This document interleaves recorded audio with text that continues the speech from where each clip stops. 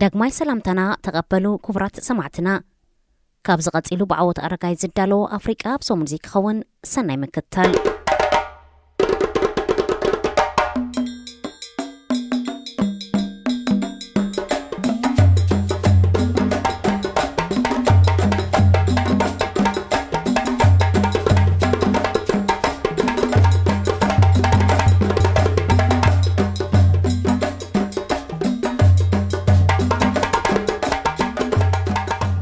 إيكواس أب حدقا بوركينا فاسو توماس سانكارا أبنتي خوندو إيكواس بأب تحت مجزأة فرنسا بريطانيان بورتغالين زنبرا هاجرات أبشان 1975 أب كتما ليغوس نيجيريا استمسرت خوينو قطباوي محبر السب متأخاب هاجرات معراب أفريقيايو كاب بعدو مجزأتي نتاز وطا هاجرات زقت من زنبرا قطباوي بالدهوتات بفحتن كقطمؤو يتسقمن بمنبارو أب حدا تتأرنيفن شجران كفتحا بمحسابيو إيكواس تمسريتو أبت مجمرتا دما ناي معبالة بانك ناي متحققاز كوميتي ناي تعنا ودب تقرب الشونان زي حقاو مسجار جنزب زكالاخل أكالن كالن بمقام سرحو جاميرو إيكواس دحيرو ناي تقطع متحققاز هاجرات أبنا حد حدن كي قاجواز اقد حقاقات حبارا وتهدراو متحققاز مقامني حبار سراويت مكل خالن كالن سمعت بمكبار بايتون أبومبرن بمرات سرحو كسلاسل تانيحو إذا متأخخاب أستات 430 مليون هزب زلوان 15 هاجرات مالت نيجيريا، ايفوري كوست، توغو، غانا، بنين، بوركينا فاسو، نيجر، سيراليون، سنغال، مالي، لايبريا، غيني بيساو، غامبيان، كيب فيردن ترنفو تانيحو أبز حج أوان بوركينا فاسو مال النيجرن سلسته كاب أبالات هاجرات كابتو قطباو متأخاب كمز سحابا إيقال صاب مهلاون إيكواس أب تاريخو أبز خف أناي مجمع حدقا يركب أتمتأخاب أب تاريخو أبالات هاجرات كوسخ كوقدل كأجد كونزف كدسكلن كالن كوانتت أنحا سلسته هاجرات بحبار كقد فوقن نايمجا مرتايو بوركينا فاسو مال النيجرن وتهدراو علواتات تخايدلن بأبالات سراويتن زم حدرا زلوا إيكواس أبزن هاجرات زي انستخايدو وتهدراو علواتات زي حكاويو منقستن أب سيبيلاو من محدار كمل سالو بمبال أبل عليك أتباون كالي محبراوي إقاداتاتن وانزيفلن تانيحو إيكواس كابو حالفو وتهدراو علواتات بو تهدراو متقطاو كفتحو بمحلانو بوركينا فاسو مال النيجرن بحبار بمخان أب حانت خبقاتن وتهدراو متقطاون تجيرو دارقاب سلستين هاجرات ورار كم استخايدة جيرن كم زحاسبوو بحبار دما كمكتو مخانن كقلتات انيحن بزي دما أوشت إيكواسن هاجرات معراب أفريقان كوينات كي لعال تساقيو تسانيحو انتخوني إيكواس وتهدراو متقطاو وانزيفو أب ديبولوماسياوي سعرتاتن إقاداتاتن زازيو تسانيحو أب بوركينا فاسو مالي النيجرن زلو وتهدراوين مراحتي أبستوسن جزي سلطانو من حزبي بديمقراسيو أجباب نبستمرص سيفيلاو منغستي كم زملسوخ قلصو كان تتصنحو دحيرو أبزر زلو معبالتات جن اتوم مرحتي هاجراتهم بفدرشن كترنف نبزخل وسانيتاتيوم زكايدو زلو حج دما تترنيفهم كاب إيكواس كم زوصو بمقلاصهم بزينا حزب فقاد زتخايدو وساني قبل علموخانو أم معرب أفريقيا موجوجال فتيرلو مرحت بوركينا فاسو مال النيجرن إيكواس بمعربوين ززور نتسا زيكونن كمبوك ألاو علاماتاتون أفريقيا وسمعتاتون زرحاق خمزخونيوم زخصو زلو وتهدراو علواتات بوركينا فاسو مال النيجرن دارقات مساسالي علاماتات بزلوهم أبالات سراويتي تخايدو زهابو مخنياتات دما دارقا تمساساليو ناب بوركينا فاسو أبنت مسنوسد أب كل تشحن عسران كل تنتراي كل علواتات منقست تخايدو زرزرو كمزي سعب أما جمرتا ورحي ناي كل تشحن عسران كل تن مالت بعسران 4 تنتري أب بوركينا فاسو وتهدراو علوا منقست تخايدو نيرو اتعلوا منقست تخايدو اللو مخنيات كلت انكلو منقستي نإسلاموين عدوغات جهاد كم تزدله أي مكتو من زبل نيرو بريزيدنت روش كابونا كاب سلطان تعاليو كابتن بول هنري داميبا نتهاجر بجزياونت كمرحات انيحو دحرشو مونتورحي بسالاسا مسكرم قبل علتي أقدمو علوا زكايدة كالع علوا تخايدو ود 37 عمت كابتن إبراهيم تراورة أب سلطان ديبو ዕልዋ ዝተኻየደሉ ምኽንያት ግለጽ እንከሎ ከም ተቐዲሙ ዝተዋህበ ምኽንያት ሕጂውን ኣብ ስልጣን ዝነበረ ግዝያዊ መንግስቲ ንእስላማውያን ዕጡቓት ክብድሆም ኣይተኻለን ዝብል እዩ። እዚ ምኽንያት እዚ ኣብ ኒጀርን ማልን ዕልዋ ብዘካየድዎ ወተሃደራት እውን ተዋሂቡ እዩ። እንተኾነ ድሒረን 3 ሃገራት ካብቲ ቃልሲ ኣንጻር ግብረ ሽበራውያን ኣብ ሳህለ ሰህራ ዝብል ብሓያሎ ሃገራት ዝቖመ ልፍንቲ ስሒበን እየን። እዞም ከም ምኽንያት ዝቐርቡ ዘለዉ እስላማውያን ዕጡቓት ኣብ ቡርኪና ፋሶ ን40 ሚእታዊት መሬት ቡርኪና ፋሶ ተቆጻጺሮም ከም ዘለዉ እዩ ዝግለጽ። ኣብዚ ጉዳይ ንብዙሓት ዝለዓል ሕቶ እዞም ዕጡቓት ካበይ መጺኦም? ቡርኪና ፋሶ ኣብ ተዛማዲ ዝተረጋግአ ኩነታት ዶ ኣይጸንሐትን ዝብል እዩ። ኣብ ቡርኪና ፋሶ ይኹን ጎረባብታ ሃገራት ምዕራብ ኣፍሪቃ ዘሎ ዘይምርጋእን ናይ ዕጡቓት መጥቃዕትታትን ግጭትን ቅድሚ 11 ዓመት ኣብ ሊብያ ዝተኣጉደዩ። እንሆ ድማ ሕጂ መሓውራቱ ናብ ሓያሎ ሃገራት ብምዝርጋሕ ቅልውላዋት ፈጢሩ ይርከብ። ኣብ ለካቲት 2011 መራሒ ሊብያ ሙዓመር ቃዛፊ ካብ ስልጣን ንምእላይ ኣብ ከተማ ዛውያ ዝጀመረ ሰውራዊ ሰላማዊ ሰልፍታት ናብ መላእቲ ሃገር ከስፋሕፈሕ ግዜ ወሰደሉን። እግሪ ድማ ኣብ መንጎን ቃዛፊ ዝቃወሙን ንዕኡ ዝድግፉን ዕጡቓት ብረታዊ ግጭት ጀሚሩ። ሙዓመር ቃዛፊ ኣብ ሊብያ ይኹን ካብ ሊብያ ወፃኢ ሓያሎ ዕጡቓት ጉጅለታት ይሕግዝን ወተሃደራዊ ስልጠናታት ይህብ ነይሩ። መብዛሕትኦም እዞም ዕጡቓት ጉጅለታት ናይ ካልኦት ሃገራት ዜጋታትን ተቃውምቲ መንግስታትን እዮም ነይሮም። ገዳፊ ተቃውሞም ሰጋጠሞ ብዙሓት ካብኣቶም ዝሓገዞምን ዘሰልጠኖምን ካብ ስልጣን ከይለ ክከላኸልሉ ፈቲኖምን ኣብ ክንድኡ ተዋጊኦምን ሞይቶምን እዮም። ቀዛፊ ምስ ተሳዕረ ሓያሎ ካብቶም ዕጡቓት ናብ ሃገራት ማእከላይን ምዕራብን ኣፍሪቃ ፋሕ ክብሉ ተገዲዶም። ብፍላይ ብሃይማኖት ተወዳዲቦም ኣንጻር ዓለማውያን መንግስታት መጥቃዕትታት ክካየዱ ጀሚሮም። ብኸምዚ ሊብያ ንገዛእ ርእሳ መጫጭሒት ካልኦት ሓያሎ ሃይማኖታውያን ዕጡቓት ክትከውን ተኣሲባ።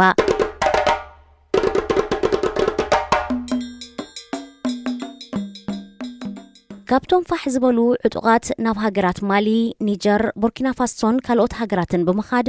ዝበዝሑ ኣብ እስላማዊ ጃሃዳዊ ዕላማታት ብምውፋር ንጸጥታ እተን ሃገራት ክፈታተኑ ጸኒሖምን ኣለውን። ኣብ ቡርኪና ፋሶ ምስ ጉጅለታት ዳዕሽን ኣልቃዒዳን ርክብ ከም ዘለዎም ዝገልጹ ብፍላይ ኣብ ሰሜናዊ ክፋል ሃገር ግብረ ሽበራዊ መጥቃዕትታት ዘካይዱ ዘለውን ብሰንኪ መጥቃዕትታት 10 ኣማኢት ሰላማውያን ሰባት ክቕተሉን ከለዉ ልዕሊ 1.5 ሚልዮን ድማ ካብ ቤት ንብረቶም ተመዛቢሎም። ግብረ ሽበራውያን ዕጡቓት ዝበዝሕ ክፋል ሰሜን ቡርኪና ፋሶ ዜጋታት ከም ልቦም ዘይንቀሳቐስሉ ናይ ራዕዲ ቦታ ቀይሮሞ መንግስቲ ሃገር ነቶም ዕጡቓት ከምቲ ዝድለ ክምክቶም ብዘይምኽኣሉ ድማ ሓያሎ ወገናት ብፍላይ ድማ ሰራዊት ሃገር ተቃውሞም ክገልጹ ጸኒሖም። መንግስቲ ቡርኪና ፋሶ ግብረ ሽበራውያን ናይ ምምካት ስራሕ ንሰራዊት እኳ እንተሃቦ ሰራዊት ግን እኹላ ጽዋር ወተሃደራዊ መሳርሒታትን ሎጂስቲክን ከም ዘይብሉ ክገልጽን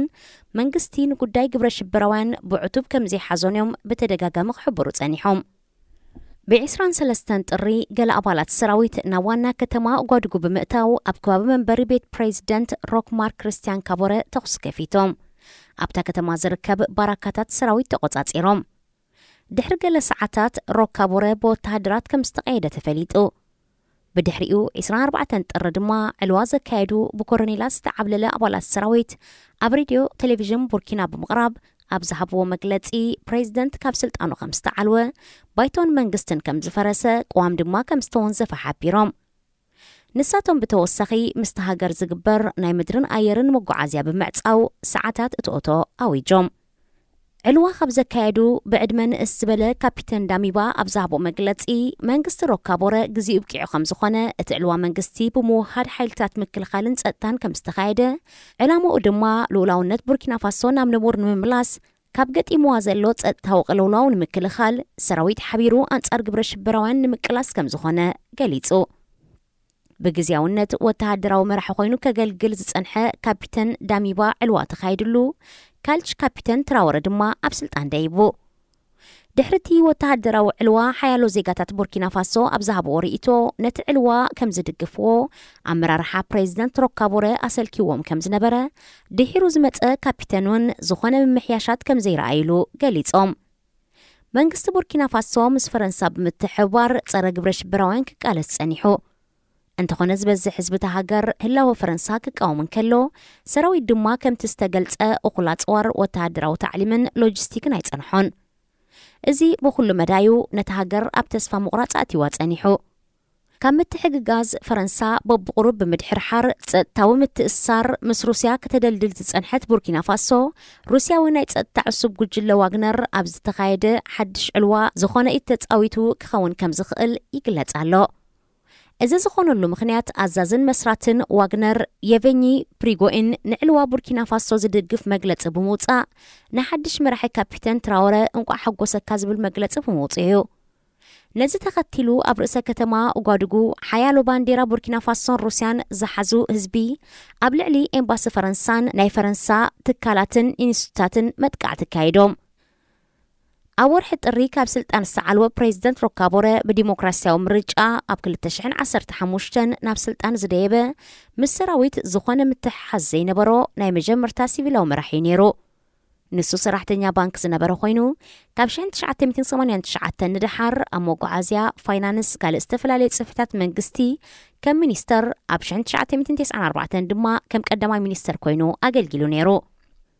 ፕሬዚደንት ሮካቦረ ከምቲ ኣቐዲሙ ዝተገልጸ ብሰንኪ ግብረ ሽበራውያን ጉጅለታት ኣብ ሃገሩ ዝተራእየ ጸጥታዊ ኩነታት ከረጋግእ ብዘይምኽኣሉ እኳ ካብ ስልጣን እንተተዓልወ ሃገረ ቡርኪና ፋሶ ግን ነዊሕ ዓመታት ዝቐጸለ ናይ ወተሃደራዊ ዕልዋ መንግስቲ ባህሊ ጸኒሕዋዮ። ኣቐዲማ ብወተሃደራውያን ትምራሕ ነይራ፣ ሕጂ ድማ ከምኡ ቐጺሉ ኣሎ። ቡርኪና ፋሶ ኣፐር ቮልታ ኣብ ትሕቲ ዝብል ስም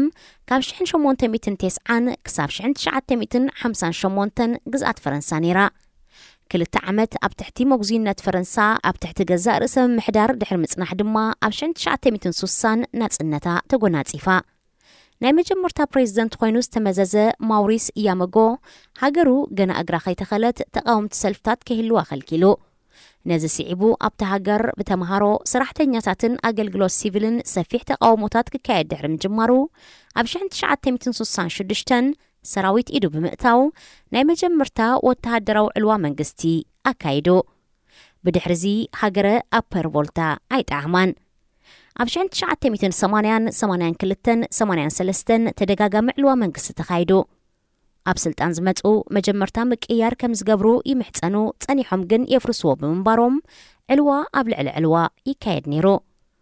ኣብ 1982 ድሕሪ ዝተኻየደ ወተሃደራዊ ዕልዋ ማጆር ዶክተር ጆን ባፕቲስት ኡድራጎ ፕሬዚደንት ኮይኑ ቶማስ ሳንካራ ድማ ቀዳማይ ሚኒስተር ኮይኑ ተመዚዙ። እንተኾነ ሳንካራ ድሕሪ 4 ወርሒ ጥራይ ካብ ስልጣኑ ተባሪሩ። ቶማስ ሳንካራ ኣብ ሰራዊት ህቡብ ሽም ስለ ዝነበሮ ህቡብነቱ ተጠቂሙ መንግስቲ መሰረታዊ ዲሞክራሲያዊ ለውጢ ክገብር ጸዊዑ። በዚ ምኽንያት ኣብ ትሕቲ ቀይዲ ኣትዩ። ምቕያድ ቶማስ ሳንካራ ኣብ ሰራዊት ቁጥዕ ከቲሉ ሓያሉ ድማ ኣንጻር ሓድሽ መንግስቲ ክለዓሉ ደሪኹ። ኣይጸንሐን። ኣብ ነሓሰ 1983 ብሌስ ኮምፓወረ ዕልዋ መንግስቲ ካይዱ። ንቶማስ ሳንካራ ድማ ኣብ 33 ዕድሚኡ ፕሬዚደንት ክኸውን መዚዝዎ። ቶማስ ሳንካራ ቅድሚኡ ካብ ዝነበሩ መራሕቲ ፍልይ ዝበለይ ነይሩ። ንሱ ጸረ እምባራጦራውያን ሃገራት ክኸውን ከሎ ኣፍሪቃዊ ሃገራዊ ስምዒት ዝነበሮ ወርሻ ገዛኢት ዝነበረት ፈረንሳ ብምሕካኽ ሃገሩ ብሓድሽ መንፈስ ክትብገስ ካብ ዝመደሩ መራሕቲ ነይሩ። ቶማስ ሳንካራ ሃገሩ ካብ መግዛእቲ ዝዓደላ ኣፐር ቮልታ ዝብል ስም ናብ ቡርኪና ፋሶ ማለት መሬት ቁኑዕ ህዝቢ ቀይርዎ። ሰንደቕ ዓላማን ሃገራዊ መዝሙሩን እውን ብፈረንሳ ዝተዋህበ ስለ ዝነበረ ብኻልእ ንህዝቢ ብዝውክል ቀይርዎ። ሳንካራ ኣብ ትሕቲ ቅርጺ ትምህርቲ ብፍላይ ድማ ምጥፋእ መሃይምነት ኣብ ጥዕና ቁጠባን ንግድን ካልእ ዝተፈላለየ ጽላታት ሃገሩ ሓድሽ ፖሊሲታት ብምትእትታው ኣብ ሓጺር እዋን ቅልጡፍ ለውጢ ከመዝግብ ጀሚሩ። እንተኾነ ሳንካራ ኢድ ገዛኢት ነበር ፈረንሳ ከም ዝነበሮ ዝግለጽ ኣብ 1987 ብጻዩ ብዝነበረ ብሌስ ኮምፓወረ ወተሃደራዊ ዕልዋ ክካየደሉ እንከሎ ንሱ ድማ ተቐቲሉ። ብሌስ ኮምፓወረ ኩሉ ፖሊሲታት ሳንካራ ብምቕያር ን27 ዓመት ብውልቀ መላኽነት ኣብ ስልጣን ብምጽናሕ ኣብ 2014 ንሱ እውን ዕልዋ ተኻይድሉ ካብ ስልጣን ወሪዱ። ብድሕሪዚ ኣብ 2015 ኣብ ዝተኻየደ ናይ ፈለማ ዲሞክራሲያዊ ምርጫ እምበኣር እዚ ሕጂ ወተሃደራዊ ዕልዋ ተኻይድሉ ዘሎ ሮካቦረ ኣብ ስልጣን ደይቡ ነይሩ። ኣብ ቡርኪና ፋሶ ብሓፈሻ 8 ግዜ ወተሃደራዊ ዕልዋ ክካየድ እንከሎ 4 ግዜ ድማ ፈተነ ዕልዋ ተኻይድሎ። በዚ ድማ ምኽንያቱ ብዘየገድስ ዕልዋ መንግስቲ ኣካል ፖለቲካዊ ባህሊ ተሃገር ኮይኑሎ ሎሚ ቡርኪና ፋሶ ዝመርሕ ዘሎ ወዲ 35 ኢብራሂም ትራወረ ኣሰርቲ ናይ ሰውራ ኣብነት ከም ዝኾነ ዝግለጽ ቶማስ ሳንካራ ክኽተል ከም ዝደልዩ ዝገልጽ እንታይ ማለቱ ምዃኑ ንምርዳእ ኣብ ልዕልቲ ኣቐዲሙ ዝተገልጸ ገለ ተወሳኺ ካብ ታሪኽ ቶማስ ሳንካራ ከም ዝስዕብ እዩ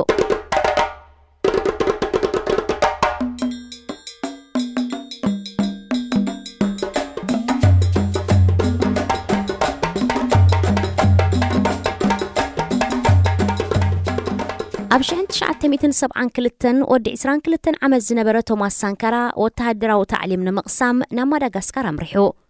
እንተኾነ ሳንካራ ኣብ ማዳጋስካር ካብ ወተሃደራዊ ታዕሊም ኣንጻር ገዛኢት ዝነበረት ሃገረ ፈረንሳ ዝገደፈቶ ውርሻ ከመኢልካ ሰውራ ተላዓልዩ ዝያዳ ተማሂሩ ኣብቲ እዋን ሃገሩ ናይ ሽዑ ኣፐር ቮልታ ናይ ሎሚ ቡርኪና ፋሶን ማዳጋስካርን ካብ መግዛእቲ ፈረንሳ ነፃ ዝወፃ ሃገራት እየን ነይረን እንተኾነ ነተን ሃገራት ዝመርሑ ዝነበሩ ምስ ገዛኢት ዝነበረት ፈረንሳ ጥቡቕ ዝምድና ነይርዎም ማዳጋስካራውያን ኣቐዲሞም ኣንጻር ጽልዋ ፈረንሳ ክቃለሱን ሰላማዊ ሰልፍታትን ናዕብታትን ጀሚሮም ብምንባሮም ቶማስ ሳንካራ እውን ኣንጻር መግዛእቲ ዝገደፎ ውርሻ ክቃለስ ጽልዋ ሓዲሩሉ ኣብቲ ሽዑ እዋን ኣንጻር ርእሰ ማላውያን ዝኾና ገዛእቲ ሃገራት ዝካየድ ዝነበረ ቃልሲ ከም ካርል ማርክስ ዝኣመሰሉ ስነ ሓሳብ ደስነትን ማሕበራውነትን ዝነበሮም ዝተጸልዎ ብምንባሩ ቶማስ ሳንካራ ማርክሳዊ ስነ ሓሳብን ኣፍሪቃዊ ስምዒታትን ንኽሓድሮ ጸሊዎ ኣብቲ እዋንቲ ኣብ ኤውሮጳ ኣብ መንጎ ምሕደራዊ ስልቲ ርእሰ ማላውነትን ዲሞክራስን ዝድግፋ ሃገራት ምዕራብን ስነ ሓሳብ ደስነትን ማሕበራውነትን ትኽተል ዝነበረት ሕብረት ሶቪየትን ዝሕል ኩናት ነይሩ ሓያሎ ሃገራቶም ኣብ ትሕቲ መግዛእቲ ምዕራባውያን ዝነበራ ተቓለስቲ ኣፍሪቃውያን ድማ ኣብ ልዕሊ ገዛእቶም ጽልሕ ዲሮም ብምንባሮም ካብኣተን ንምብታኽ ስነ ሓሳብ ደስነትን ማሕበራውነትን ይኽተሉ ነይሮም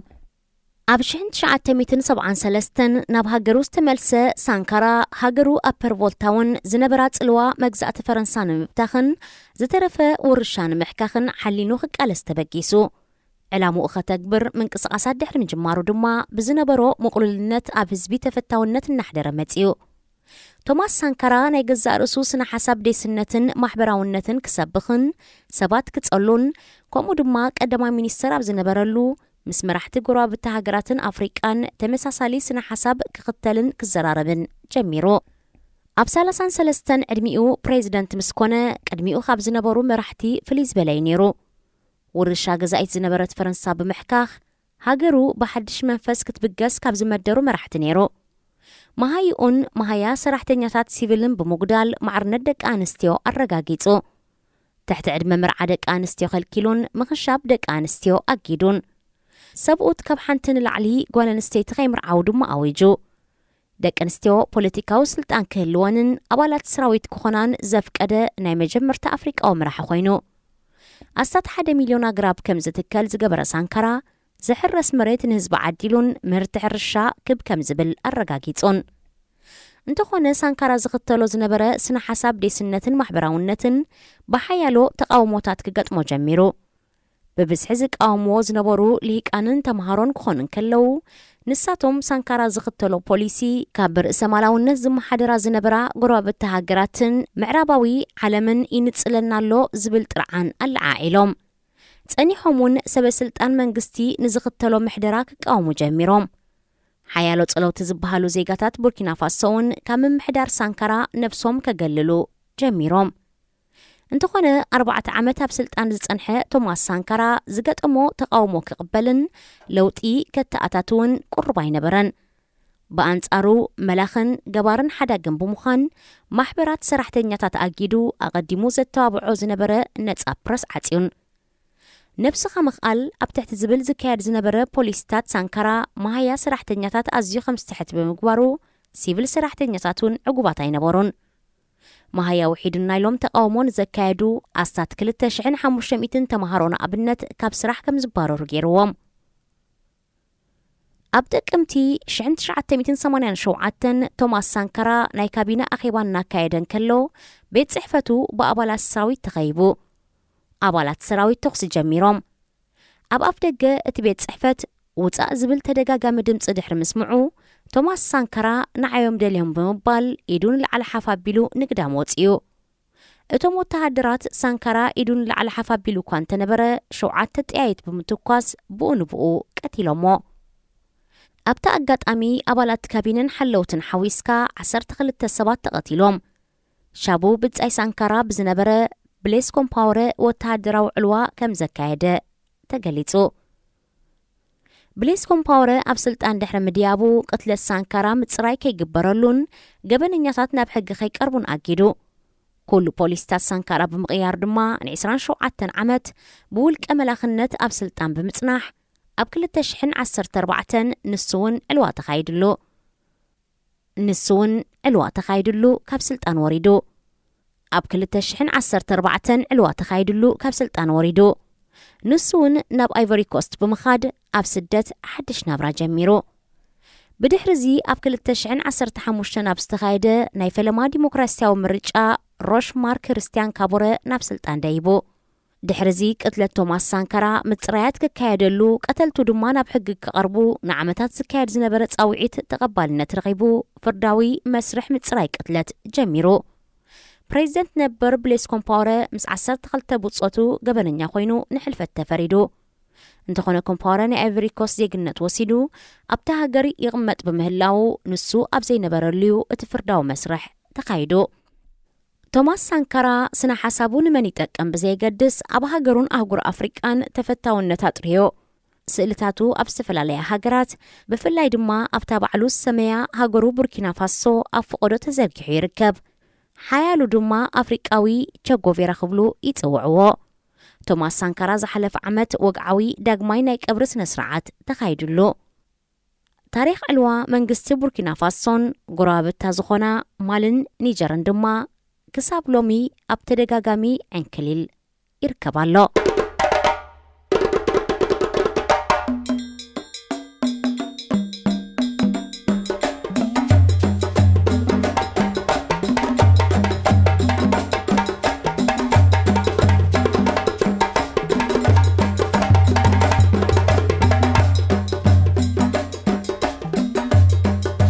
خبركم سمعتنا بعوض أرجاي زدالو نايلومي أفريقيا بصومن زي أبستفتي ملا زمات صومن بخالد حستوينا خنرخب سلامن تحنان بسكولاتنا